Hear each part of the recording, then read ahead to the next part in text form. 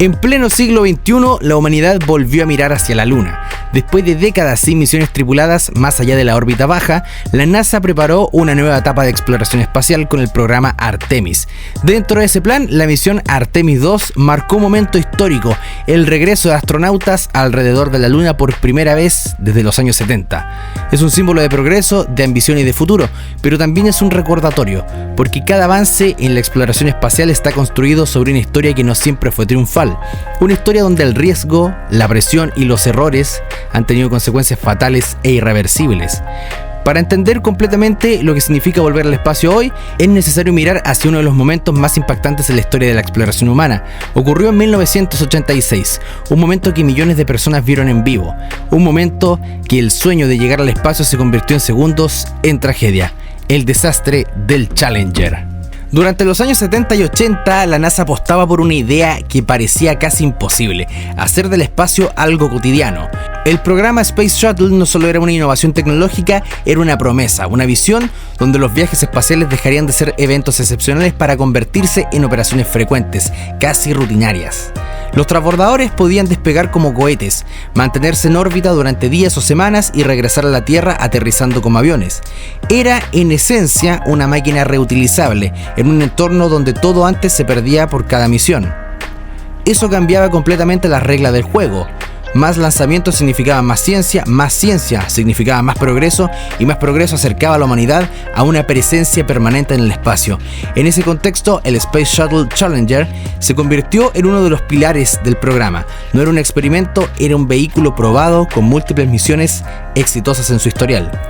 Había puesto satélites en órbita, había transportado astronautas, había demostrado que el sistema funcionaba. Pero con cada éxito también crecía una enorme confianza, y bastante peligrosa, porque cuando algo funciona muchas veces comienza a percibirse como seguro, y en el espacio esa percepción puede ser fatal. La misión STS-51L no era una misión cualquiera, era una misión pensada para inspirar. Por primera vez, una civil viajaría al espacio como parte del programa Teacher in Space. Su nombre era Krista McAuliffe, y su presencia transformó completamente el enfoque del lanzamiento. Ya no era una misión científica, era un evento educativo global. Millones de estudiantes en Estados Unidos seguían la misión en tiempo real. Se habían preparado clases, materiales educativos y transmisiones especiales. El espacio se acercaba a las salas de clase, una profesora común representando a la gente común, viajando al espacio. Pero detrás de esa imagen inspiradora, la realidad era mucho más compleja. Los días previos al lanzamiento estuvieron marcados por retrasos, problemas técnicos, condiciones climáticas y ajustes logísticos. Habían pospuesto la misión varias veces. Y entonces llegó el frío. La noche antes del lanzamiento, las temperaturas en Florida descendieron a niveles inusualmente bajos. Hielo se formó en la plataforma. Equipos completos trabajaban intentando mantener todo dentro de condiciones aceptables. Pero algunos de los ingenieros comenzaban a preocuparse seriamente, en especial los de Morton Thiokol, responsables de los propulsores sólidos. Ellos sabían que algo no andaba bien y que no todos querían aceptar. Los O-rings podían fallar con el frío, y si fallaban no había margen de error. La mañana del 28 de enero de 1986 era clara pero helada. En el Centro Espacial Kennedy, el Challenger esperaba a la plataforma. A simple vista estaba todo listo, pero bajo esa apariencia de control existía una tensión silenciosa. Las discusiones de la noche anterior habían sido intensas. Ingenieros habían recomendado no lanzar, ejecutivos habían presionado para seguir adelante. Y finalmente la decisión fue tomada. El lanzamiento continuaría, y en cuenta regresiva. 10, 9, 8... Millones de personas observaban, niños en salas de clase, familias frente a televisores y periodistas transmitiendo en vivo. 3, 2, 1, encendido. El Challenger despegó de una potencia impresionante. El rugido de los motores llenó el aire mientras la nave se elevaba hacia el cielo. Durante los primeros segundos todo parecía normal, pero lo que nadie podía ver era el problema que ya había comenzado. Desde el despegue, uno de los O-rings no estaba sellado correctamente. Gases extremadamente calientes comenzaron a escapar, debilitando lentamente la estructura del cohete. Segundo a segundo, el sistema fallaba. 73 segundos después del despegue, la misión terminó y la presión superó el límite. En un instante, todo terminó. El Challenger se desintegró en el aire. No fue una explosión tradicional, fue una ruptura estructural violenta. Una nube caótica de fuego, humo y fragmentos que se expandieron en el cielo. Desde tierra, la imagen era confusa, pero el silencio que siguió lo dijo todo. La reacción fue inmediata pero también irreal. Durante varios segundos muchos no comprendían lo que estaban viendo.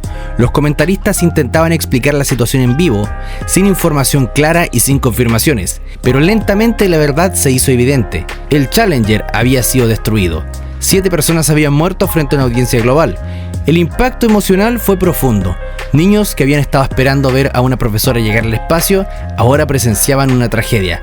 Profesores, padres y periodistas no sabían cómo reaccionar. Estados Unidos quedó en shock y el mundo también. Porque esto no había ocurrido en secreto, no había ocurrido lejos, había ocurrido en vivo. El espacio durante muchos años había sido presentado como una frontera controlada y volvía a mostrar su verdadera naturaleza: impredecible, hostil e implacable. La investigación comenzó casi de inmediato. El gobierno formó la Comisión Rogers para descubrir qué había ocurrido, y lo que encontraron cambió completamente la narrativa. El fallo técnico era claro: los O-rings habían fallado debido al frío extremo. Pero lo más grave no fue eso, fue que ya se sabía. Documentos internos mostraban que el problema había sido identificado años antes. Existían reportes, análisis, advertencias claras sobre el riesgo. Ingenieros habían intentado detener el lanzamiento, pero sus preocupaciones no fueron escuchadas adecuadamente. Las decisiones finales se tomaron bajo retrasos, mantener la imagen del programa. Esto fue un error sistémico, un fallo de comunicación, un fallo de gestión y un fallo en la cultura organizacional. La tragedia no solo fue un accidente, fue el resultado de una cadena de decisiones equivocadas. Después del desastre, nada volvió a ser igual. El programa Space Shuttle fue suspendido casi 3 años.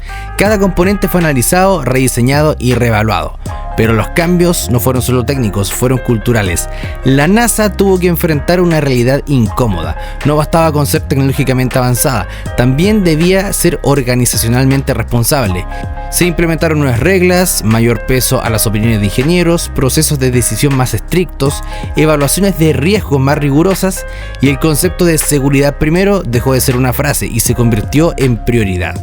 Porque el Challenger había demostrado algo fundamental: el peligro no siempre venía de lo desconocido, a veces de lo que decidimos ignorar. Décadas después, el desastre del Challenger sigue siendo estudiado en múltiples disciplinas: ingeniería, gestión de proyectos, psicología organizacional. No todo como un fallo técnico, sino como un caso de estudio sobre cómo se toman decisiones las grandes organizaciones. Hoy, cuando vemos misiones como Artemis 2 preparándose para volver a llevar a humanos al espacio, estamos viendo el resultado de ese aprendizaje. Cada protocolo que existe por una razón. Cada revisión tiene un propósito y cada duda se toma en serio. El Challenger no fue olvidado, se convirtió en una lección permanente. La exploración espacial siempre ha sido una apuesta, una mezcla de ambición, ciencia y riesgo. El Challenger nos recordó que el progreso no es lineal y que incluso en los momentos de mayor avance el error sigue siendo posible, pero también dejó algo más: la capacidad de aprender. Hoy, cada vez que un cohete despega, no lo hace solo con tecnología moderna, lo hace con décadas de experiencia, con errores corregidos y con historias que no deben repetirse, porque en el cielo de 1986 quedó una marca invisible, que sigue presente en cada misión, y una que nos recuerda que llegar más lejos siempre tiene un costo, y el verdadero avance no está en llegar, sino en hacerlo mejor.